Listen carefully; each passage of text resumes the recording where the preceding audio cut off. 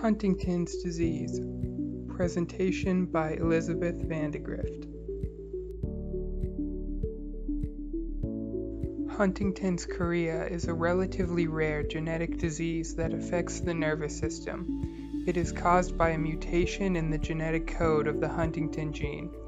The mutation causes a portion of the DNA sequence to repeat itself and create an excess of mutated Huntington protein, which is toxic. Physiologically and pathologically, these proteins build up and clump together in the brain, which has trouble removing them. These proteins are believed to play the main role in the neurodegeneration and death of neurons. The direct pathology of how the Huntington proteins disrupt the brain is not fully understood and remains elusive. However, various studies have shown a direct correlation between the protein and adverse effects. The protein disrupts normal intracellular traffic, impairs gene transcription, and alters calcium homeostasis within the cells. This leads to the neurodegenerative effects we see, such as various issues with cognition, movement, and personality changes.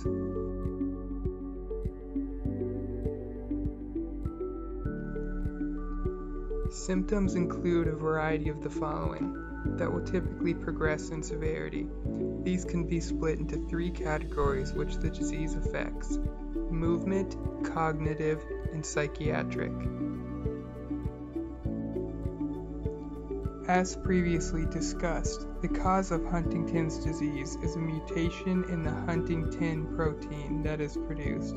Specifically, this mutation causes the cytosine adenine guanine trinucleotide portion of the genetic sequence to repeat.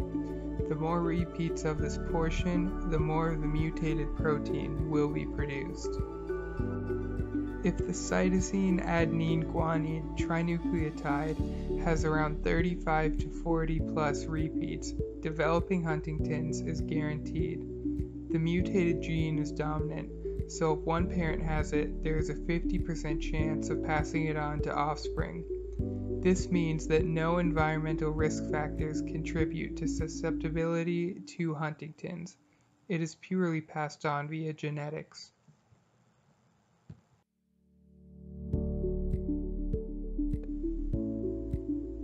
As Huntington's is an inherited condition, nothing can be done to prevent oneself from getting it. However, couples considering having a child can get genetic testing done to see if they have the mutated Huntington gene and make decisions regarding childbearing, adoption, or surrogacy to prevent offspring from being susceptible to the disease.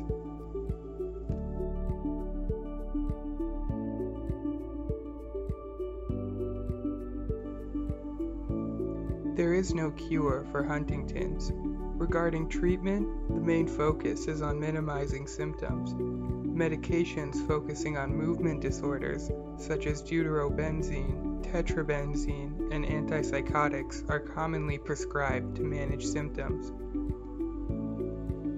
Ongoing research and experimental trials are running to find a cure. Prominently, there is a focus on using genetic approaches such as gene therapy to try and reduce the production of the mutated gene.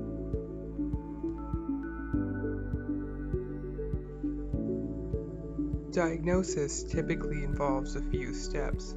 First, a preliminary diagnosis focusing on family history, neurological and psychological examinations, and a general physical exam is done.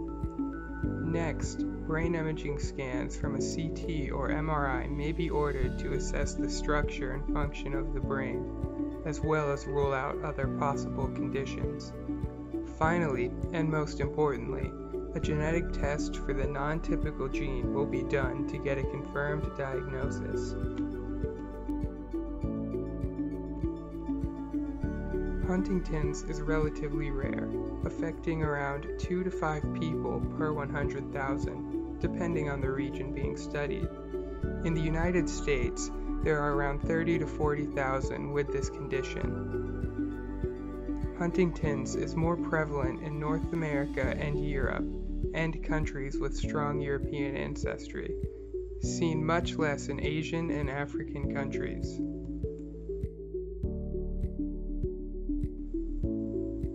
I learned quite a bit while doing research for this project. Before, I only knew about some symptoms as well as the inheritability of the disease, and virtually nothing about the causes and prevalence data. I found the mutation and repetition of the CAG polyglutamide particularly interesting. I want to learn more about the avenues of research regarding the potential cure of the disease. This information could be helpful to me as I plan to enter the MRI tech field.